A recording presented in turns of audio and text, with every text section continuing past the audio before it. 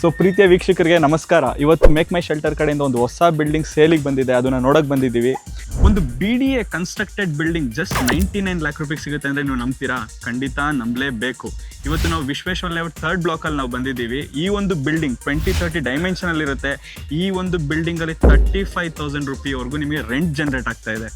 So ಈ ಒಂದು ಅದ್ಭುತವಾದ ಬಿಲ್ಡಿಂಗ್ ಜಸ್ಟ್ 99 ಲ್ಯಾಕ್ ರೂಪಾಯಿಗೆ ಸೇಲ್ ಬಂದಿದೆ. ಸೊ ಬನ್ನಿ ನೋಡ್ತಾ ಹೋಗೋಣ ಬಿಲ್ಡಿಂಗಲ್ಲಿ ಏನಿದೆ ಅಂತ ಹೇಳ್ಬಿಟ್ಟು.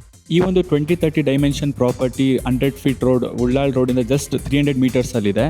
ಸೊ ಈ ಒಂದು ಗ್ರೌಂಡ್ ಫ್ಲೋರಲ್ಲಿ ಒಂದು 2 ಬೆಡ್ರೂಮ್ ವಿಶಾಲವಾದ ಮನೆನ ಕಟ್ಟಿದ್ದಾರೆ ಇವರು. ಸೊ ಇದರಿಂದ ಕೂಡ ನಿಮಗೆ ರೆಂಟ್ ಬರುತ್ತೆ.